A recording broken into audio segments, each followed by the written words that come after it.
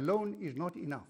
There has to be criminal investigations and prosecutions of people who have benefited and participated in corruption. Okay, so Mac, would that extend to Jacob Zuma himself? He has a myriad of corruption charges against him. Are we going to see the president, whether he's in that position or whether he's an ex-president, are we going to see him in court being prosecuted? The courts have empowered the deputy president of the country to appoint the next head of the National Prosecuting Authority. The deputy president is Deputy President Ramaphosa. He has that task to do. It's no longer in the hands of President Zuma on that one. So that is the next process. Okay. There are processes that President Nomboniso, I saw that you were trying to get in there. You had something to say on that point. I'm going to pass the mic over to you. By the government. Well, I'm saying that you are asking whether there will be a time when President Zuma will go to court and answer to the charges or allegations. Well, it will be the charges then. And I'm saying to you that, yes, there will be. And that is no longer in the hands of the ANC.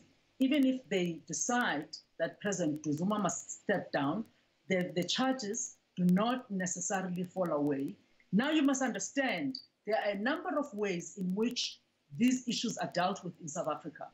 If the state prosecution does not want to deal with this, there is a provision for private prosecution and other provision for private prosecution.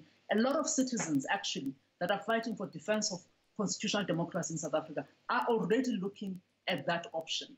So one way or the other, the ANC is no longer in a position to shield President Zuma as well as his allies.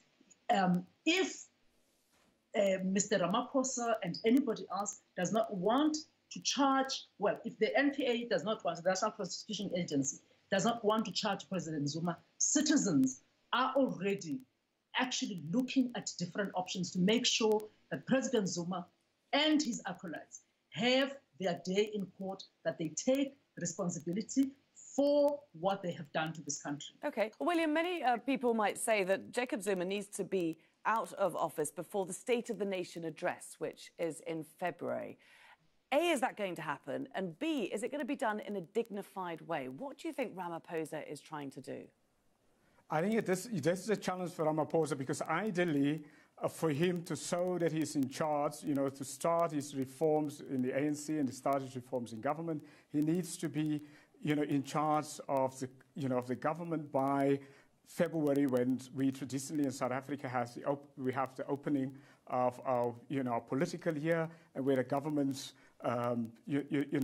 forecast what he's going to do and so on. Now, right now, it seems almost impossible that Jacob Zuma will leave the state presidency before that, because Ramaphosa now, because he's not in full control of the ANC, he's busy negotiating with Jacob Zuma, exit strategy for Jacob Zuma. So we can, I think, safely say that this negotiation may take anything between now and most probably even the end of 2018. And of course, as I said earlier, the longer Jacob Zuma stays in the state presidency, unfortunately, the more it will erode the authority of Ramaphosa, and it will make it very difficult for him to introduce his reforms in the party and in the country. So my sense is that it is most probably likely that Jacob Zuma, as the state president, is likely to deliver the State of the Nation address in February.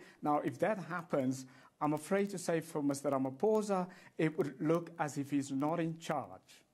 It'll be very interesting to watch the leadership of South Africa over the next few weeks. Many thanks today to all our guests for joining us here on Inside Story. William Gumede, Mac Maharaj and Nomboniso Gasa.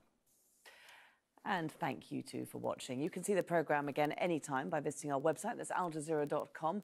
And for further discussion, do go to our Facebook page, that's facebook.com/AJ Inside Story. You can also join the conversation on Twitter. Our handle is @AJ Inside Story. From me, Laura Kyle, and the whole team here, bye for now.